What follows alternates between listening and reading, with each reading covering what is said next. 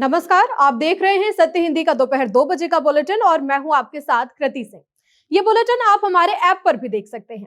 तो केरल में 10 दिनों का सस्पेंस खत्म हुआ और वीडी सतीशन के नाम पर कांग्रेस ने मुहर लगा दी। उधर बंगाल में ममता बनर्जी वकीलों का काला गाउन पहनकर हाईकोर्ट पहुंची तो केस से ज्यादा चर्चा ममता के अंदाज की होने लगी।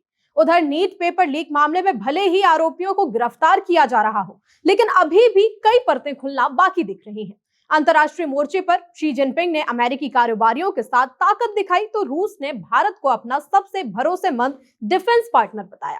इन्हीं खबरों पर इस बुलेटिन में बात करेंगे, लेकिन पहले देख लेते हैं दोपहर की 5 बड़ी खबरें। 10 दिन बाद खत्म हुआ सस्पेंस, वीडी सतीशन बने केरलम के नए मुख्यमंत्री। वकीलों के काले कोट में हाईकोर्ट पहुंची ममता, बंगाल हिंसा पर सियासत तेज। नीट पेपर लीक आरोपी का बड़ा दावा, असली मास्टरमाइंड को बचाया जा रहा है। यूपी में आंधी तूफान का कहर, बारिश और बिजली से 89 लोगों की मौत। शी जिनपिंग से मिले अमेरिकी कारोबारी दिग्गज, चीन ने दुनिया को दिखा दिया बड़ा संदेश। 10 दिनों के सस्पेंस के बाद आखिरकार केरलम के नए सीएम के नाम का ऐलान हो गया। कांग्रेस ने प्रेस कॉन्फ्रेंस कर ऐलान किया कि वीडी सतीशन केरलम के नए सीएम होंगे। कांग्रेस ने बताया कि ये फैसला नवनिर्वाचित विधायकों और गठबंधन के साथियों से सलाह मशवरे के बाद लिया गया है। आपको बता दें कि वीडी सतीशन लंबे वक्त से केरलम कांग्रेस की पॉलिटिक्स में एक्टिव और प्रभावशाली चेहरा माने जाते हैं। संगठन में भी उनकी पकड़ मजबूत मानी जाती है, इसीलिए पार्टी लीडरशिप ने अब उन्हें केरलम का नया सीएम बनाने का फैसला किया है। वीडी सतीशन को केरलम का नया सीएम बनाए जाने पर सीएम रेस में आगे रहे वेणुगोपाल ने भी पार्टी के फैसले का स्वागत किया। वेणुगोपाल ने कहा कि केरलम की जनता ने यूडीएफ को बड़ा जनादेश दिया है और उन्हें भरोसा है कि वीडी सतीशन के नेतृत्व में सरकार जनता की उम्मीदों पर खरी उतरेगी। उन्होंने बताया कि राहुल गांधी और प्रियंका गांधी ने भी पूरे मामले पर चर्चा की और सभी की राय ली। बता दें कि 2 दिन पहले तक केरलम मुख्यमंत्री की रेस में केसी वेणुगोपाल सबसे आगे माने जा रहे थे, लेकिन दिल्ली में राहुल गांधी के साथ हुई बैठकों के बाद तस्वीर बदल गई।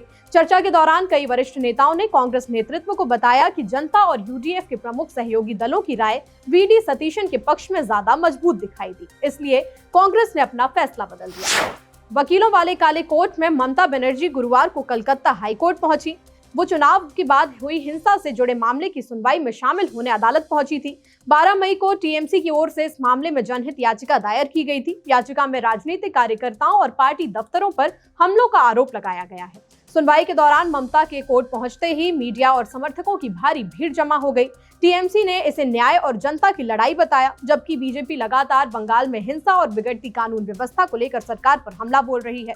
चुनाव नतीजों के बाद राज्य के कई जिलों में हिंसा, बमबाजी और झड़पों की घटनाएं सामने आई हैं। ममता का ये वकील वाला अंदाज राजनीतिक गलियारों और सोशल मीडिया पर चर्चा का विषय बन गया है। नीट पेपर लीक के आरोपी ने दावा किया है कि असली मास्टरमाइंड को सरकार और एजेंसियां बचा रही हैं। सीबीआई ने बुधवार को जयपुर से 3 और अन्य जगहों से 2 लोगों को पकड़ा है। कोर्ट में पेशी होने के बाद इन सभी आरोपियों को दिल्ली ले जाया जा रहा था।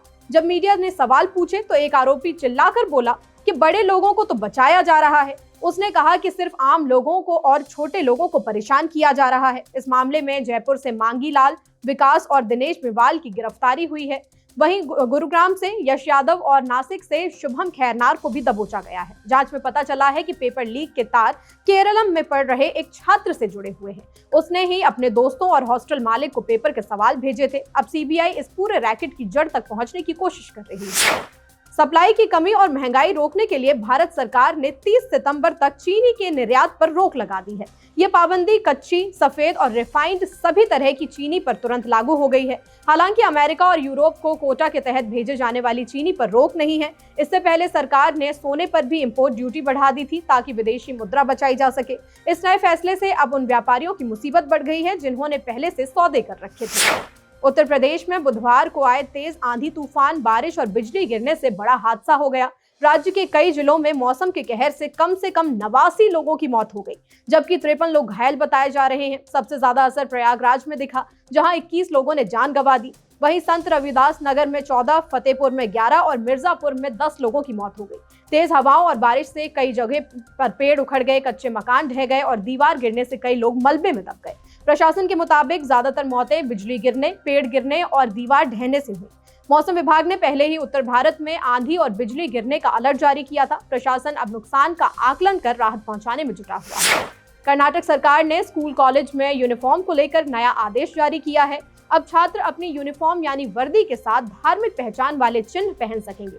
शिक्षा मंत्री मधु बंगारप्पा ने बुधवार को अपनी पुरानी पाबंदी हटाने का ऐलान किया।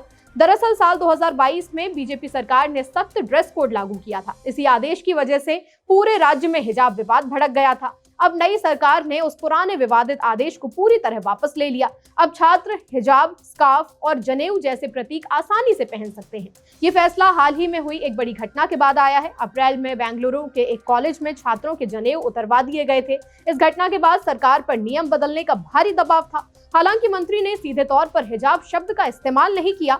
उन्होंने इसे सीमित धार्मिक प्रतीक बताकर विवाद को शांत करने की कोशिश की। अब छात्रों को अपनी आस्था और पढ़ाई के बीच चुनाव नहीं करना होगा। बुलेटिन में आगे देखिए, शी जिनपिंग से मिले अमेरिकी कारोबारी, चीन ने दिखाया दम। रूस का बयान, भारत से हमारा कोई रक्षा राज छिपा नहीं।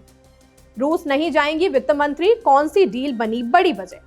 हॉर्मुज से भारत को अच्छी खबर, सुरक्षित निकले 14 जहाज। शी जिनपिंग की अमेरिकी कारोबारियों के साथ हुई बैठक को चीन की सरकारी एजेंसी शिन्हुआ ने बेहद अहम और सकारात्मक बताया है। रिपोर्ट के मुताबिक ट्रंप ने बिजनेस डेलीगेशन का परिचय कराते हुए कहा कि ये सभी अमेरिकी कारोबारी चीन का सम्मान करते हैं और उनके साथ मजबूत रिश्ते चाहते हैं। बैठक में कारोबारी नेताओं ने कहा कि वो चीनी बाजार को काफी अहम मानते हैं और वहां अपना कारोबार और बढ़ाना चाहते हैं। शी जिनपिंग ने भी अमेरिकी कंपनियों की तारीफ करते हुए कहा कि चीन के विकास और आर्थिक सुधारों में अमेरिकी कंपनियों की बड़ी भूमिका रही है। उन्होंने दोनों देशों के बीच आपसी फायदे वाले सहयोग को और मजबूत करने की बात कही। इस प्रतिनिधिमंडल में Apple, Nvidia, Qualcomm, black rock और बोइंग जैसी बड़ी कंपनियों के प्रमुख शामिल थे। रूस ने कहा है कि वो रक्षा क्षेत्र में भारत से कोई राज नहीं छिपाता और पश्चिमी देशों की तरह धोखेबाजी नहीं करता। रूसी विदेश मंत्री ने कहा कि रक्षा सहयोग में रूस भारत से कुछ भी नहीं छिपाता है। उन्होंने अपने पुराने दिनों को याद करते हुए पश्चिमी देशों पर बड़ा निशाना साधा। विदेश मंत्री के मुताबिक आजादी के बाद पश्चिम ने भारत की मदद नहीं की थी। वे भारत से अपनी तकनीक और रक्षा से जुड़ी जानकारियां छिपा कर रखना चाहते थे, लेकिन रूस ने हमेशा अपने दरवाजे भारत के लिए खुले रखे। आज रूस के पास ऐसा कोई डिफेंस सीक्रेट नहीं है जो भारत को नहीं पता। हालांकि रूस के इस बयान के बाद अमेरिका के दबाव में भारत के एक्शन पर भी चर्चा भी आ गई। वित्त मंत्री निर्मला सीतारमण का रूस का महत्वपूर्ण दौरा अचानक से रद्द हो गया है। जब इसको लेकर पत्रकारों ने विदेश मंत्रालय से सवाल पूछा तो वो जवाब देने से बचते नजर आए। पत्रकार ने पूछा कि भारत की वित्त मंत्री ने अपना रूस दौरा रद्द क्यों कर दिया, क्या हम रूसी तेल खरीदना बंद कर देंगे। इस पर विदेश मंत्रालय ने कहा कि मैं रूस या रूसी तेल से जुड़े सवालों पर कोई भी टिप्पणी नहीं करना चाहूंगा। हमने अपना पक्ष साफ कर दिया है। इस पर जवाब देने के लिए हमारे प्रवक्ता ही सही व्यक्ति होंगे। आपको बता दें कि इससे पहले रिपोर्ट आई थी कि भारत ने रूस से वो गैस यानी कि LNG खरीदने से मना कर दिया है, जिस पर अमेरिका ने पाबंदी लगाई हुई है। मिडिल ईस्ट में तनाव की वजह से भारत में गैस की कमी तो है, फिर भी सरकार ने ये कड़ा कदम उठाया। अरागची के भारत आने के साथ ही भारत के लिए हॉर्मुज से खुशखबरी वाली खबर आई है।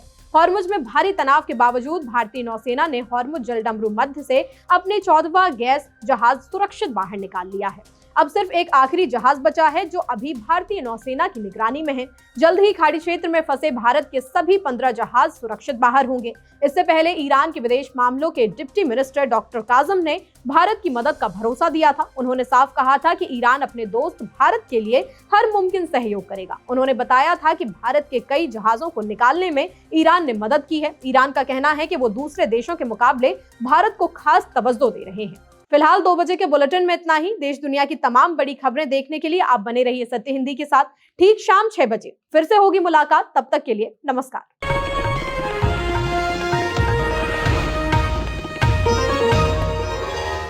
Copyright disclaimer under Section 107 of the Copyright Act 1976. Allowance is made for fair use for purposes such as criticism, comment, news reporting, scholarship, and research. Fair use is a use permitted by copyright statute that might otherwise be infringing.